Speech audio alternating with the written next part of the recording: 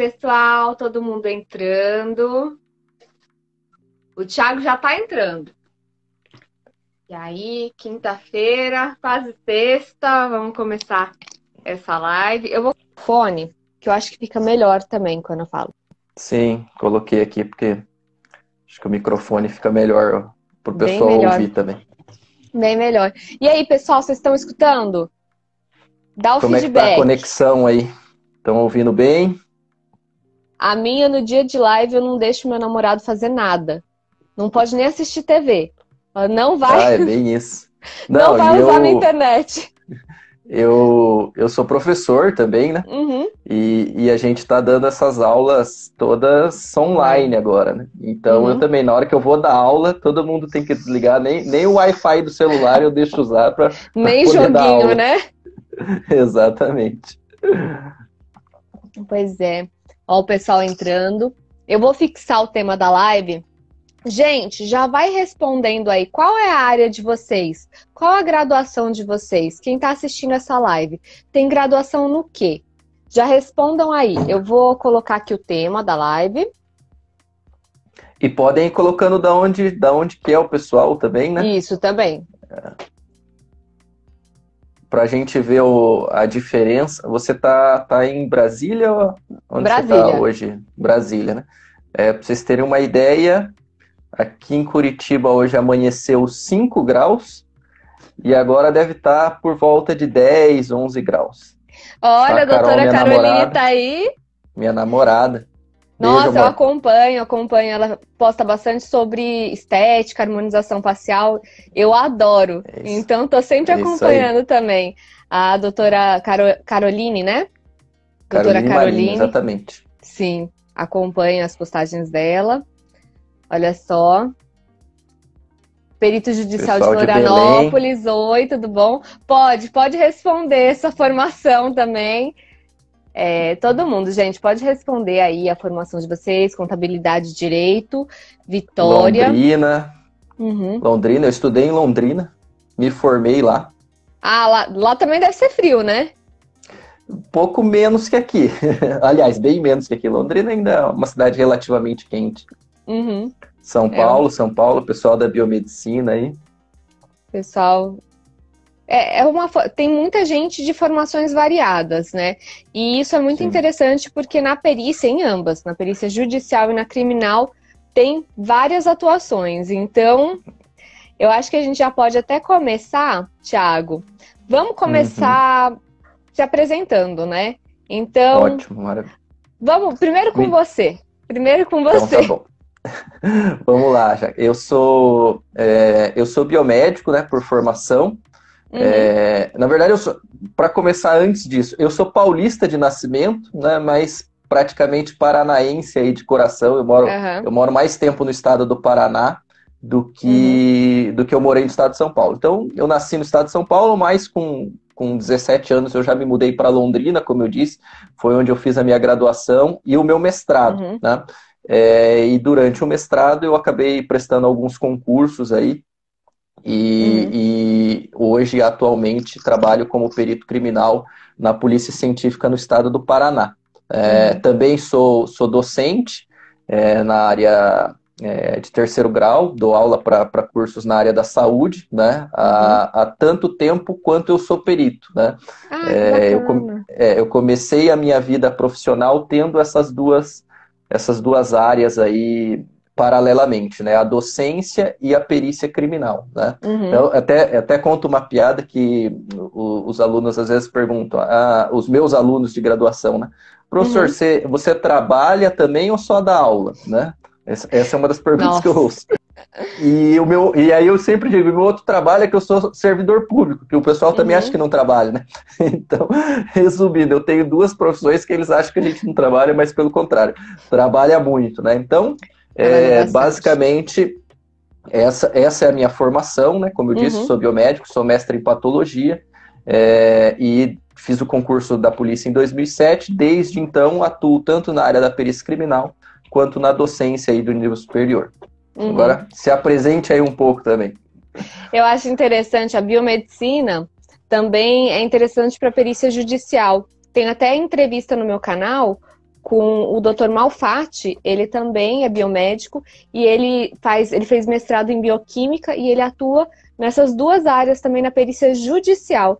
É muito interessante. Legal, também. Conheço o Ricardo Malfatti, grande colega. Sim, ele é fera, deu uma entrevista para o Periciando, super bacana, contou vários casos, até mesmo casos em que pode haver um falso positivo. Então, muito interessante. Mas vamos lá para a minha parte. Gente, eu sou perita judicial. Muita gente não sabe o que é perita judicial. Então, vamos lá. O Thiago, ele é perito criminal, ou seja, ele é concursado e ele faz a perícia dentro do instituto, né, Thiago? Então, você é de laboratório ou você é de campo? Então, até coloquei um TBT hoje, né? Como eu sou biomédico, eu comecei no laboratório, né? Então, eu trabalhei muito tempo no laboratório e depois acabei assumindo, depois de 5 anos trabalhando no laboratório, eu assumi algumas funções administrativas dentro da polícia, que eram cargos de gestão, na verdade. Eu fui diretor dos laboratórios, fui diretor administrativo da polícia, fui assessor, fui um monte de coisa aí. E há uns 2 anos atrás eu cansei dessa área administrativa e resolvi voltar para a área FIM. E quando eu resolvi voltar para a área FIM, que era a área pericial, eu resolvi voltar para local de crime, que é o que eu estou fazendo aí há quase 2 anos, né? Então, eu trabalhei um tempo no laboratório, trabalhei um pouco na gestão e agora faço perícia de local de crime. É, bacana. Gente, o Thiago, ele é servidor público, ele é perito do instituto. É instituto aí? É instituto de criminalística? Aqui é a polícia científica. Aqui é a polícia científica. A polícia científica tem três órgãos, digamos assim, né? Que é o Instituto Médico Legal, a divisão de laboratórios e o Instituto de Criminalística. Eu trabalhei por muito tempo na divisão de laboratórios e hoje trabalho no Instituto de Criminalística. Ah, tá. Aqui o Instituto de Criminalística, acho que abrange documentoscopia, os laboratórios, tem o IML também. Mas aí tem o Instituto de DNA, se eu não me engano, né? Que é como se fosse a parte de laboratório, Eu no não DF, tenho certeza. Né? No DF tem, acho que tem. A PCDF tem um instituto próprio ali da parte de laboratórios também.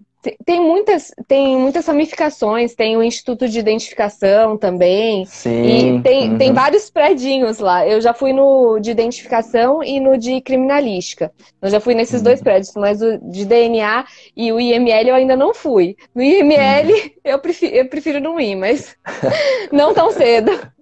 Mas enfim, a minha área é documentoscopia. Eu faço perícias na área de grafo, doc, e são perícias judiciais, ou seja, eu não atendo a parte criminal, eu atendo documentos, eu atendo as áreas de falsificação, o que tiver na área civil. Então, eu costumo falar que eu não sou perita, eu estou perita, porque a partir da nomeação que o perito judicial, ele fica com os poderes de perito. Então, tem muita gente que fala assim, mas e se eu fizer o curso, se eu tirar a carteirinha do conselho, eu sou perito? Não, você não é perito. Você está perito na hora que você é nomeado em um processo. Então, não é assim. Mas eu acho que vai ser bem legal, mas eu acho que a ideia da live, né, quando a gente começou a conversar, foi justamente essa, esclarecer essas diferenças, né, colocar aí o que tem de similaridade, o que tem de diferença entre elas, porque muita gente tem dúvida, é uma das coisas que as pessoas mais têm dúvida. Eu como atuo na docência, atuo com curso também, curso de extensão, uma das perguntas mais recorrentes que o pessoal me faz mas para eu ser perito, eu tenho que fazer concurso? Aí eu falo, opa, depende. Depende, né? Vamos responder isso pro pessoal. Exatamente. Mas me conte um pouco já, como é que você entrou na perícia? Como é que te despertou? Como é que você foi parar nisso, digamos assim? Porque você estava falando da sua formação, você é bacharel em Direito, né? Direito. Então não é nenhuma graduação técnica, né? Que seria engenharia, contabilidade. Espera só um pouquinho que eu vou tirar. Eu tenho 5 gatos e moro numa kitnet. Então, eles estão fazendo a mó zoeira. E quando começa a fazer a live, parece que eles pegam qualquer bolinha e começam a correr de um lado para o outro. É uma loucura. Mas enfim, eu fiz Direito e na graduação eu pensava em seguir a carreira para tentar um concurso, principalmente magistratura, que sempre foi a carreira que eu achava mais bonita. Poxa, você conseguir trazer a justiça.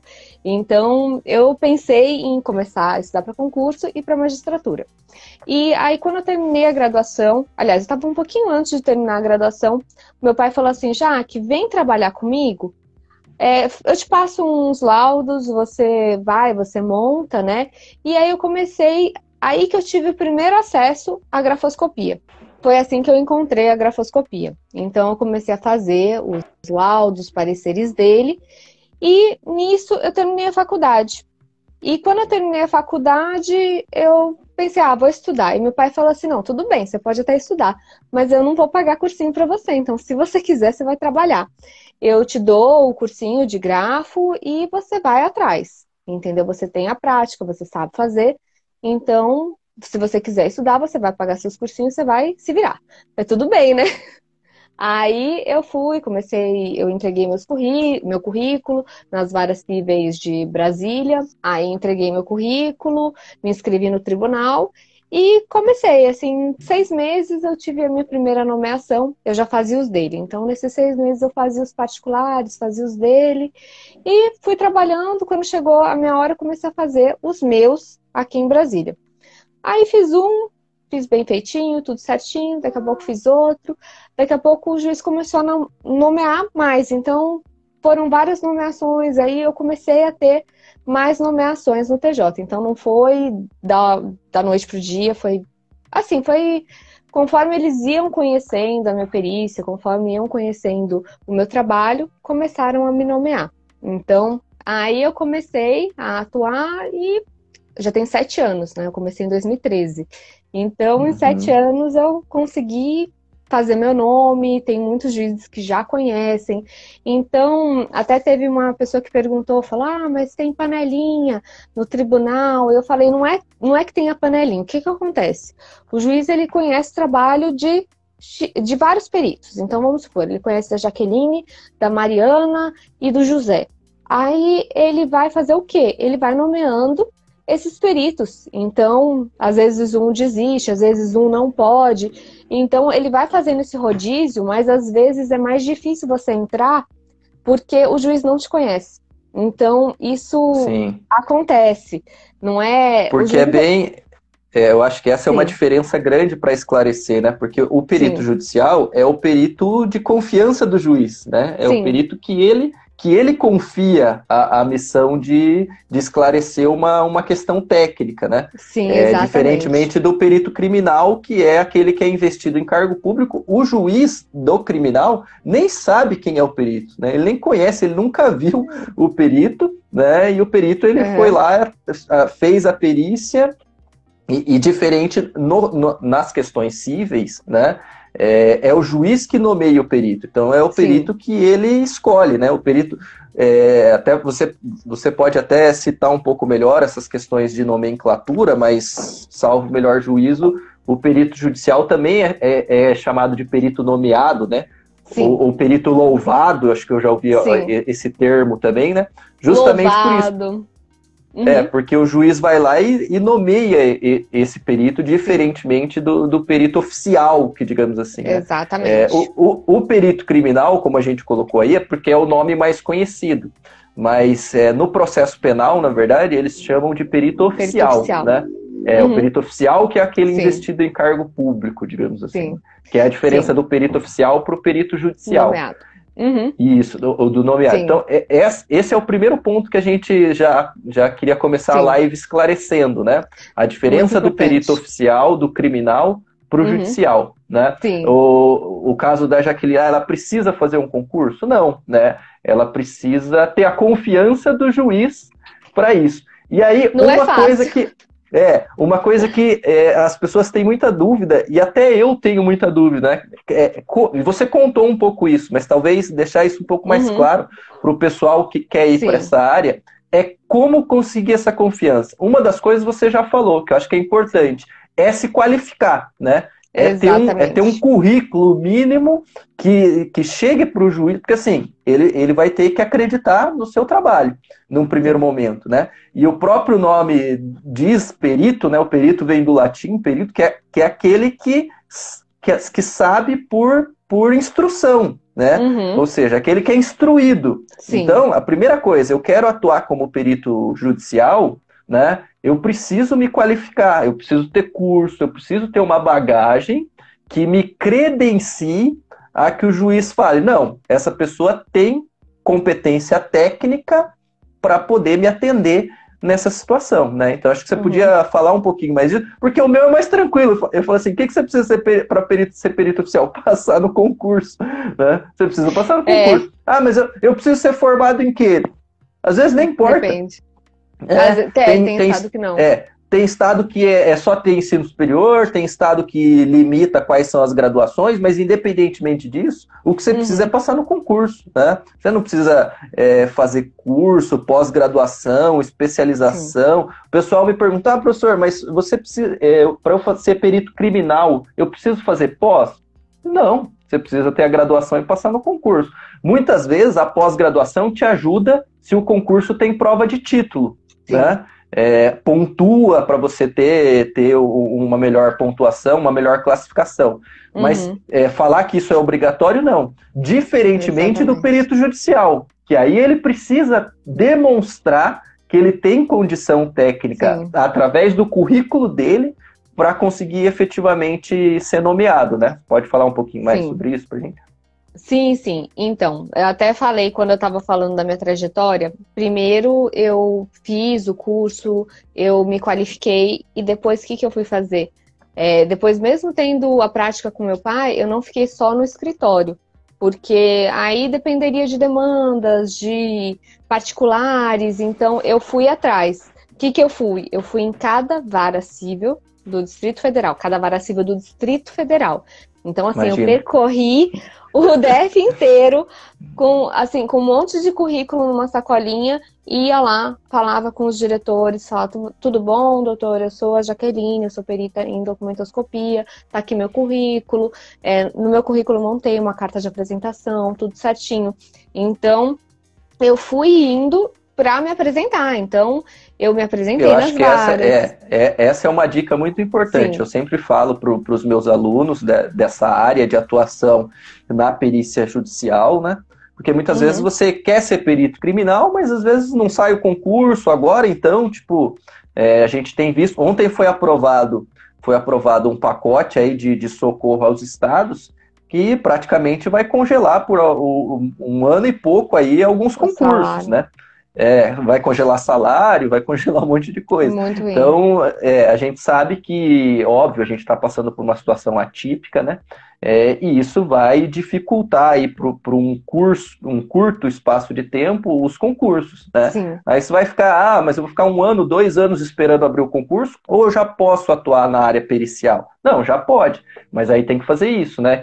Isso eu diria que funciona como se fosse a iniciativa privada. Quando você quer um emprego, você tem que fazer o quê? Você tem que ir lá e entregar o currículo. Eu tive uma única experiência em atuar numa demanda civil. Tá? Isso aconteceu justamente porque um colega meu, na época, hoje no estado do Paraná, não sei como funciona em outros estados, tá? Isso é proibido. Tá? A Procuradoria-Geral do Estado, ela emitiu um parecer de que perito oficial não pode atuar como perito judicial. Tá? Por N fatores. Uma, porque ela considera que é um acúmulo de cargo ilegal, né? E outras porque muitas vezes uma demanda civil pode gerar uma demanda criminal e vice-versa. E aí você acaba estando contaminado, né? Imagina eu atuando, nem que não seja eu que tenha que atuar no criminal, mas imagina que eu atuei numa demanda civil e isso enseje uma perícia criminal depois. É um colega meu que vai ter que atuar, né? Então imagina uma situação relativamente desconfortável. Mas, como eu estava comentando com você, a única vez que eu acabei atuando numa demanda civil foi porque um colega meu foi nomeado perito judicial e não pôde, por conta de tempo, por conta de sei lá o que, isso acontece muito, né? De o perito ser nomeado e não conseguir atender a demanda por N motivos, e aí, em vez dele só falar, não, eu não consigo, ele falou, não, eu não consigo, mas fulano consegue. Ou seja, aí o juiz... Mas isso é muito comum.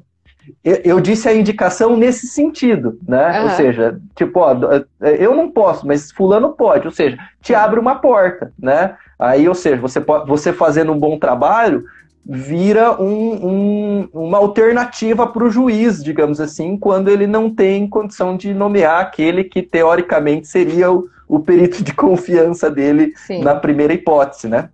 Sim. Então, No quando caso, eu quis eu já dizer assim, indiquei.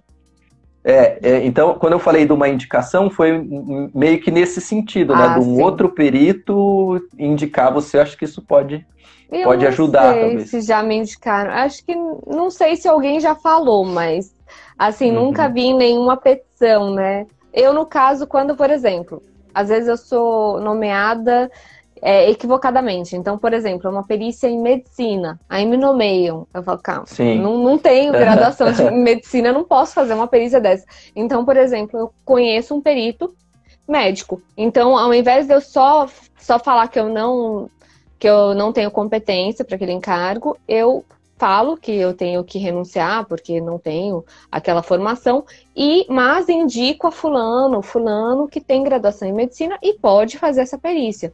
Então, eu já Sim. fiz isso, de Uhum. indicar um colega, porque eu não podia pegar aquela perícia. Mas, assim, no meu caso, foi muito do boca a boca, sabe? Porque, com Uhum. certeza, o que aconteceu? Quando eu comecei a fazer as perícias, tinha um perito que ele tinha muita perícia no TJDFT. Muita. Ele era aposentado, aliás, ele é aposentado aqui do TJ, e, assim, é uma pessoa super competente. Só que o que aconteceu com ele? Ele não podia mais pegar a perícia porque ele não podia receber. Então, ele era perito aposentado. Então, como ele já recebia pelo Uhum. Estado, pela União, ele não poderia Aham. receber novamente, porque senão iria ser acumulação. Então, Uhum. ele teve que sair, teve que declinar as perícias, porque ele não podia receber. Então, como aconteceu isso, ele acabou saindo de muitas perícias, sendo destituído de muitas perícias. E como ele pegava muita justiça gratuita, e muitos peritos que fazem perícia, eles não pegam justiça gratuita. Às vezes porque já tem um emprego público, às vezes porque não se interessam. Então, tem muita gente que faz e fala assim, ah, não, eu já tô com bastante prática, eu não vou ficar pegando justiça gratuita. Então, acaba que às vezes não pegam. Então, quando esse perito começou a declinar e começou a ter uma alta demanda de justiça gratuita, começaram a passar muito para mim. Então, por isso que eu tive essa abertura, mas foi um acontecido, um ocorrido.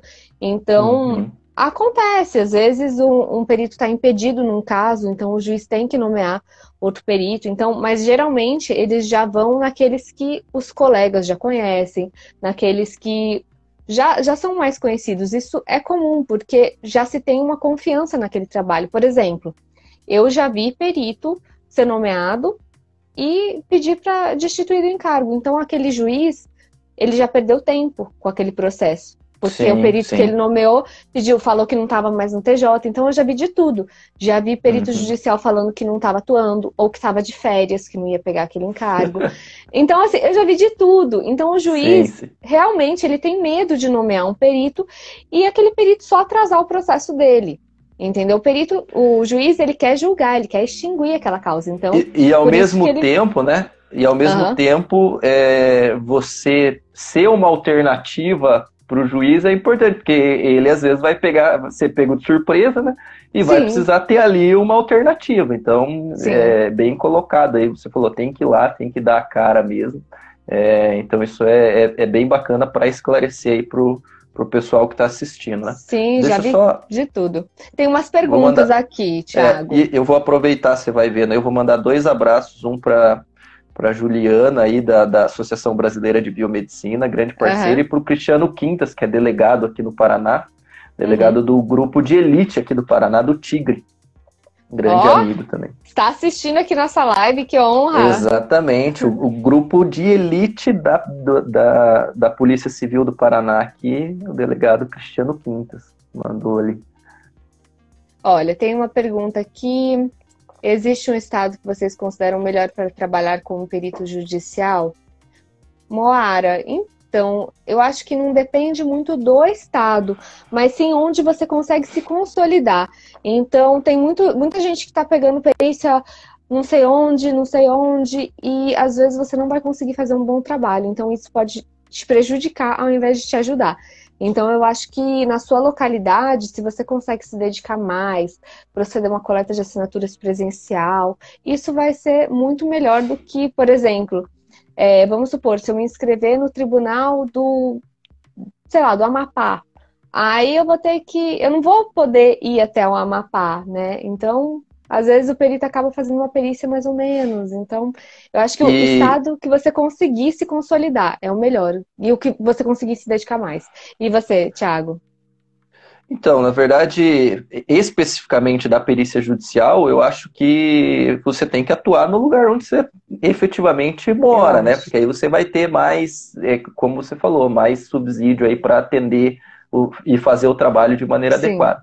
Na sim. perícia criminal, eu acho que o melhor estado é o que paga mais. Mas depois a gente fala sobre isso. Uma dúvida que eu tenho, na verdade, Uhum, e eu acho que pode ser do pessoal também, uhum, falando da perícia judicial, obviamente que você, por atuar nessa área, deve saber aí quais são as maiores demandas, né? uhum.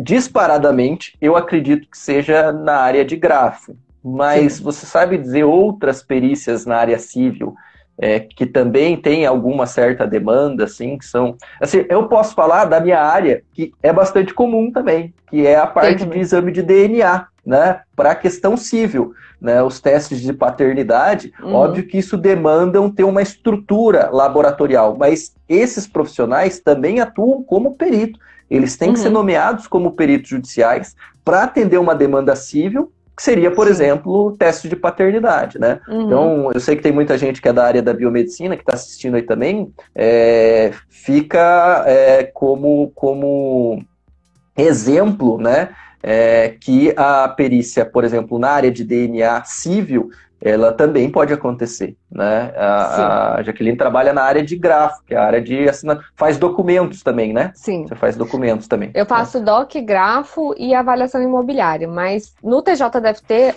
o que eu mais consegui crescer foi na área de doc e grafo, porque na área de avaliação tem outros peritos que têm muito mais nomeação. Eu tive umas 2 ou 3 nomeações de avaliação imobiliária, não tive tantas. Então, é uma área que eu não tenho muito know-how mesmo. Eu não tenho Uhum, muita experiência, então é uma área que é secundária, né? Mas eu fiz o sim. curso, fiz algumas perícias, mas não é o meu forte. O meu forte é doc e grafo mesmo. Tá, mas aí fora essa área, você entende ter mais alguma, assim, que tem eventualmente alguma demanda que o pessoal Ah, possa sim, se... vamos lá. Eu acho que contabilidade. Contabilidade tem muita, Sim, muita, muita demanda. Por que contabilidade tem? Porque é liquidação, porque é cálculo. Contabilidade também lida com recuperação, com questões empresariais. Então, a contabilidade tem muito. Eu vou aproveitar agora a contabilidade para responder aqui uma perguntinha. Jaqueline, me responda, por favor, como conseguir a carteira do Conselho de Perito Grafotécnico? O TRT daqui do Espírito Santo pede, já que não tem o CRC e nem o AB. Bom, aí você tem que fazer um curso, Mariana. Não tem como você tirar a carteirinha sem fazer o curso. Tem que fazer um curso na área. Eu recomendo pós-graduação. E, assim, carteirinha, eu vou ser muito sincera, eu não sou muito a favor de carteirinha de perito. Porque você tem que mostrar a sua especialização e não uma carteirinha. Tem muitos conselhos que estão vendendo carteirinha, só que aquilo ali não te garante nada. Então, você tem que ter uma boa qualificação mesmo, não confie só na carteirinha. É uma boa qualificação, que isso que vai te garantir ser um bom profissional, não uma carteirinha. Que mais, gente? Tem aqui mais alguma pergunta? Deixa eu ver aqui que o pessoal tá falando. Os gatos da Tirota também querem aparecer. Pois é, querem. Então, mas tem muita gente que confunde isso, Thiago. E teve até umas perguntinhas que eu recebi também no inbox. E me perguntaram se eu tinha pesadelo com os crimes. Mas eu não atendo crimes, então eu vou deixar essa pergunta para você. Se você tem pesadelo com os crimes com os locais de crime que você atende. Então, aí mudando então um pouco, né? A gente falou bastante aí até agora da perícia judicial, né? E aí tem muita gente que não é da área, né, do direito especificamente, até fica em dúvida, mas o que é civil, o que é criminal, né? Tem gente que nem tá meio perdido até nisso, mas assim, a perícia criminal atua, o próprio nome diz, quando acontece um crime só. E um crime é aquela situação que está prevista lá na lei como tal, né? Ou seja, só é crime não há crime, como é que diz? Não há crime sem lei anterior que o defina, né? Sim. Ou seja, para algo ser considerado crime, tem que estar previsto em lei. A partir do momento que aquilo está previsto em lei como crime, toda vez que esse crime deixar um vestígio, deixar algo material, é indispensável a realização da perícia. Está escrito lá, tem o Código de Processo Penal, né? Que regula o processo criminal, como tem o Código de Processo Civil, a qual a Jaqueline tem que se submeter àquelas regras, né? Ela tem que se submeter às regras do Código de Processo Civil, eu tenho que me submeter às regras do Código de Processo Penal, que é aquele que dita o rito, né, o procedimento pelo qual um crime vai ser apurado. Uma demanda civil tem um rito processual que é definido no Código de Processo Civil. Depois, eu queria que você falasse, só para eu não esquecer, né? Mas a perícia judicial também não se limita a questões cíveis, né? Pode atender demandas, por exemplo, acho que trabalhistas, securitárias, Thiago, né? Sim, a gente pode... O que acontece? A perícia judicial, no caso amplo, né? Perícia judicial, assistência técnica, você pode fazer em todas as áreas, então é muito amplo. Então, por exemplo, uma demanda criminal, a pessoa pode não ser um perito criminal, mas ela pode estar ali como um assistente, pode fazer uma revisão de um laudo. Então, tem muitos peritos aposentados ou pessoas que formam em cursos de perícia criminal que vêm, fazem perfilação. Então, tem várias atuações. Então, para o perito contador também, em questões da perícia contábil, pode atuar também na análise de uma perícia criminal, perícia trabalhista, perícia civil, pode ser, na perícia civil pode estar como perito judicial, como assistente de uma parte ou da outra.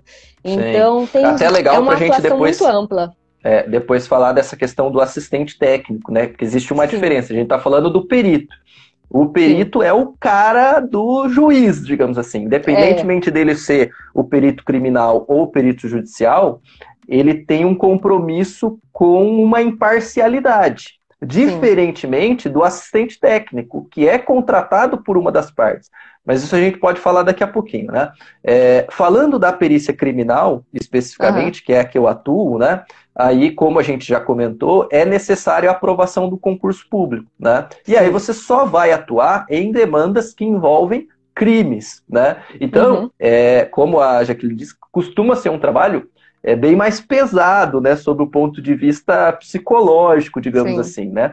Então, isso exige, obviamente, um preparo, né, e até um perfil um pouco diferenciado, né? Tem muita gente que, mas perícia criminal, CSI, né? Mas, assim, na hora que eu falo, até chegar e ver como é que é mesmo, né? Tá lá, são situações... Dizem que o cheiro é muito ruim. Muito, muito. Assim, são situações... E não só... Tem duas coisas que eu falo que a gente tem que pesar muito. E o perito criminal, ele é muito exposto a essas duas situações. Uma é a própria questão da insalubridade em si do local. O local de crime, ele é insalubre. Trabalhar com perícia criminal é insalubre. Ainda que você esteja no laboratório. Vai vir um negócio lá que é insalubre sob o ponto de vista da questão de saúde mesmo, né? Você está trabalhando com amostras biológicas, cadáveres putrefeitos, assim, já é uma situação de um risco da insalubridade em si, né? Então, esse é a primeira exposição. Mas eu falo que, além dessa, você está sujeito a uma imposição ali, a um estresse psicológico também.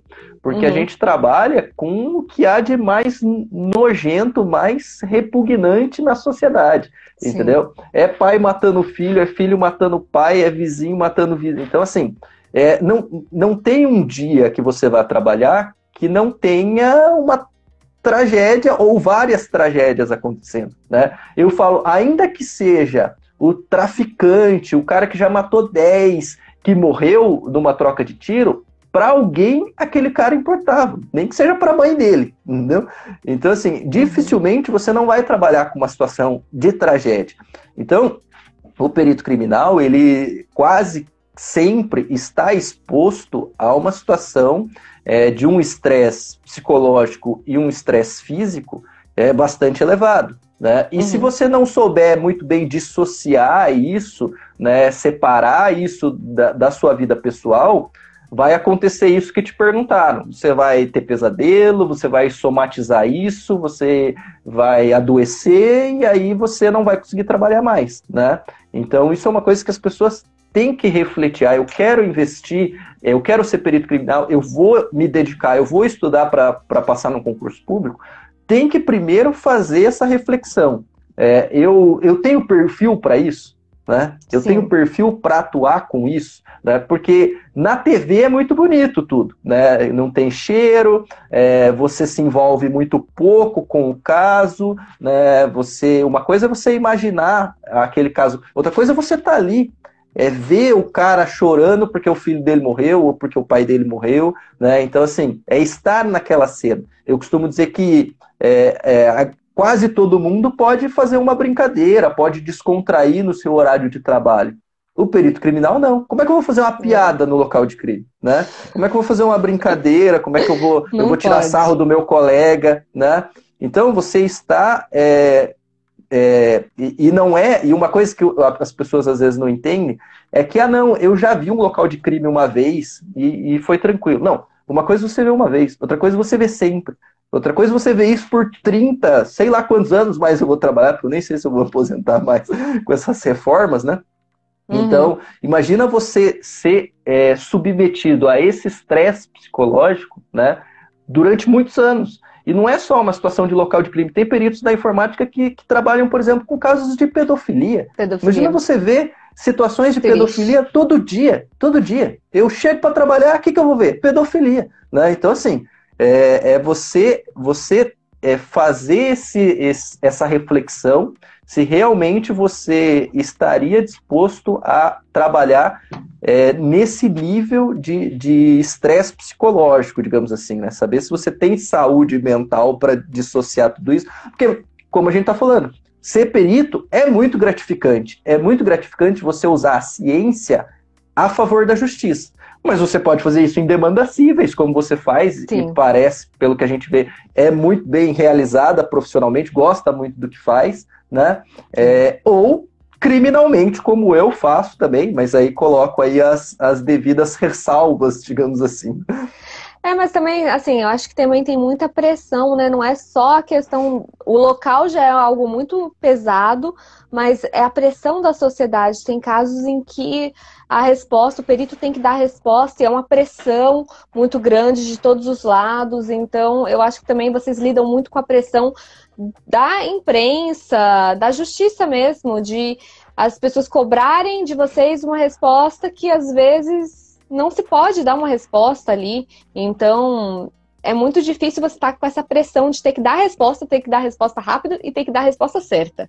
Então, isso, pelo que eu vejo, é muita pressão no perito criminal, né?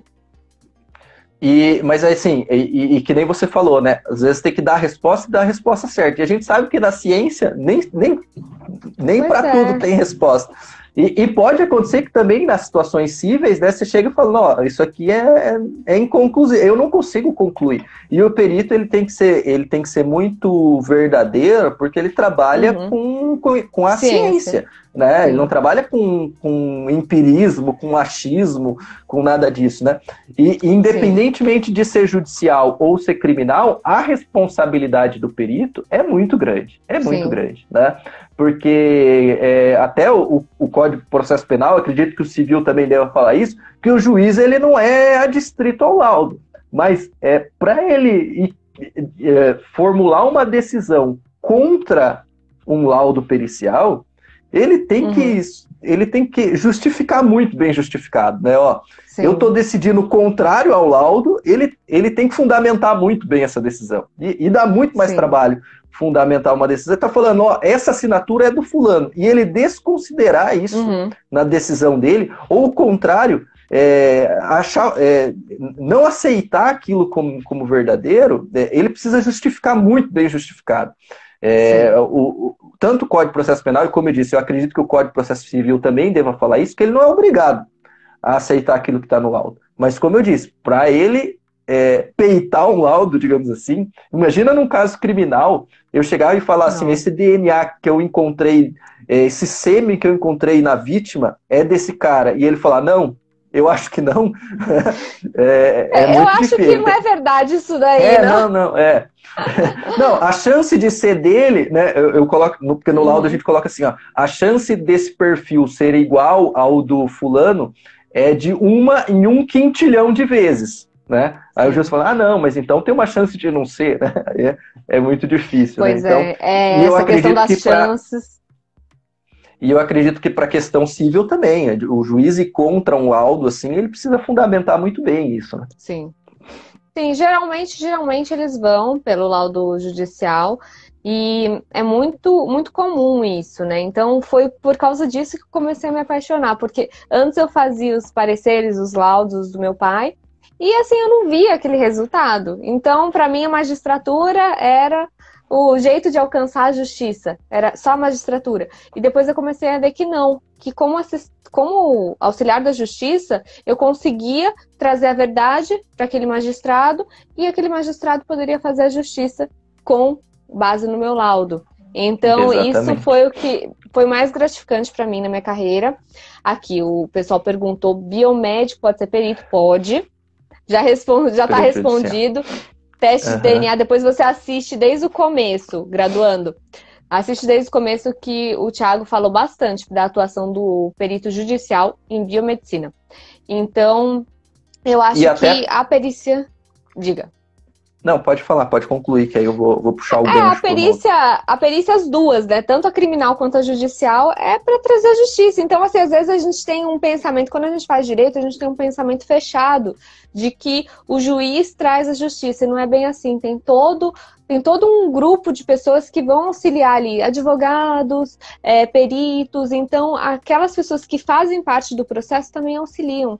Então, é o conjunto que vai trazer a justiça, e não só uma pessoa. Isso. E aí, puxando o gancho disso que você falou, né? O perito, ele é um ser humano também, né? E por mais boa vontade que ele tenha em querer fazer justiça, por mais que ele se utilize da imparcialidade que ele deveria ter, por mais que ele se utilize do conhecimento técnico que ele adquiriu, dos cursos que ele fez, do conhecimento científico que está por trás da formação, da qualificação dele, ele não está isento de erros, né?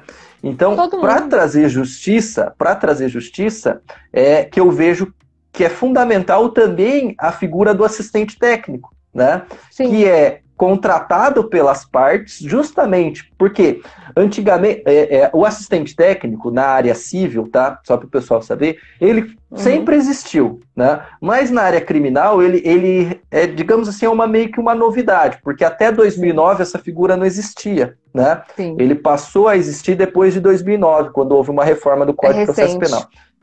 Então, o que acontecia? O laudo do perito criminal era quase que uma... Né? Porque não existia ninguém que tecnicamente tinha condição de questioná-lo, né, digamos assim. Não tinha alguém que tecnicamente poderia, né, pedir algum tipo de esclarecimento, fazer um quesito um pouco melhor formulado para dirimir alguma dúvida que sustente uma tese ou outra, né? Então, isso ficava como uma verdade absoluta. E por isso a importância do assistente técnico, né? Alguém que tenha uma visão também técnica, mas que vai defender o interesse aí de uma das partes, né? Que é uma outra área que eu acho que tem um potencial muito grande, né? Sim. Isso exige... Porque o assistente técnico, ele também tira o perito da zona de conforto, né? Porque Sim. a partir do momento que você tem assistente técnico, você vai querer fazer um trabalho mais bem feito, você vai querer, né, não deixar muita brecha, Você não vai porque você querer sabe que errar. vai ter alguém que entende do negócio tão bem, ou talvez melhor até que você, que vai estar ali só Exatamente. esperando você escorregar, né? Então, Sim. a assistência técnica eu vejo como uma área. E mais, né? Eu costumo dizer, se tem um lugar que é para ganhar dinheiro, é sendo assistente técnico. Por quê? Sim. O perito criminal, ele não vai ficar rico nunca. Ele está se limitado, pelo menos fazendo a coisa certa, né? Uhum. Ele está limitado ao salário dele, que é um salário de servidor Sim. público. Costuma ser um salário relativamente bom, não dá para reclamar, digamos assim. Mas falar que você vai ficar rico com esse salário, não. Sim. Eu já vou te puxar o gancho para falar como é que é remunerado um perito judicial. Mas eu sei que também não dá para ficar rico. Você vai contar como é que é isso, né? Sim. E eu posso dizer que também não dá.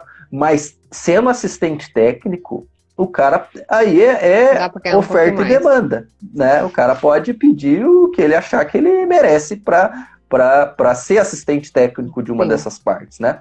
Então acho que dá para você contar um pouquinho como é que é a remuneração do perito judicial, porque muita gente pode ter dúvida. Ah, beleza, eu sei como é que faz, eu sei como é que entra, mas e aí, como é que ganha?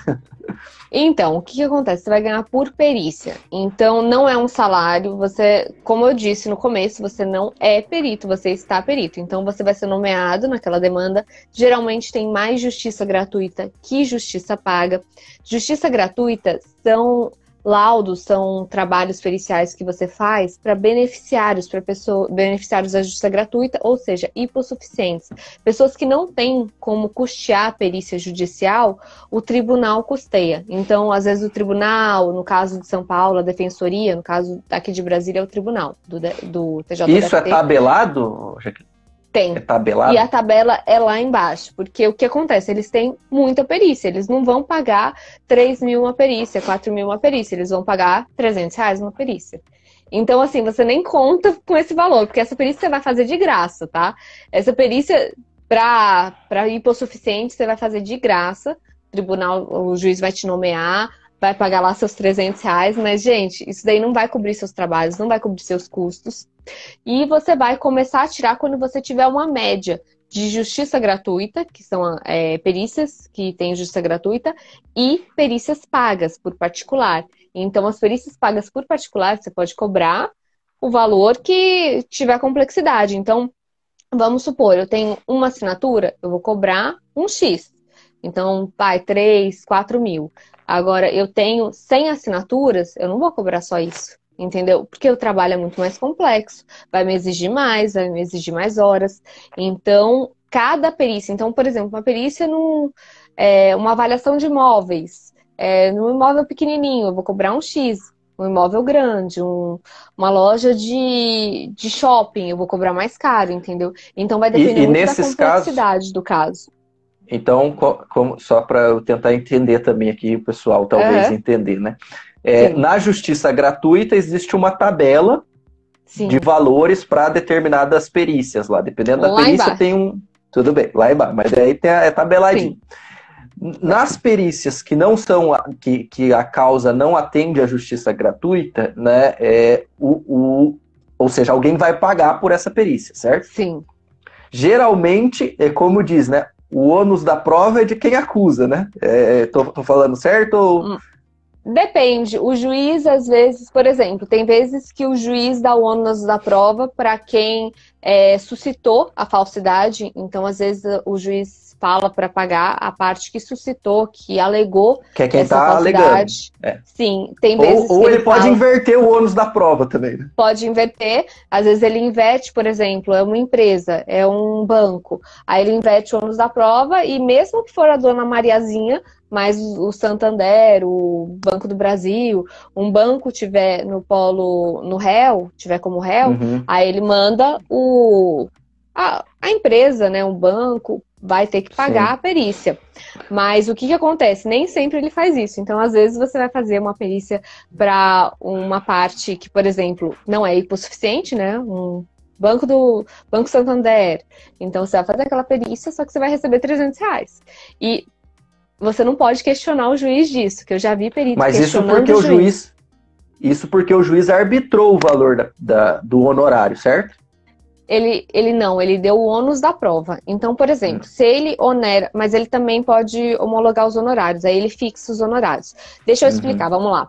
O que acontece? Nomeação. Na nomeação, o juiz ele vai dispor quem vai pagar essa perícia. Então, é a Maria ou é, vamos supor, sei lá, uma empresa. Maria ou a empresa? Aí vai depender. A empresa produziu o documento. Às vezes o juiz coloca o ônus para a empresa.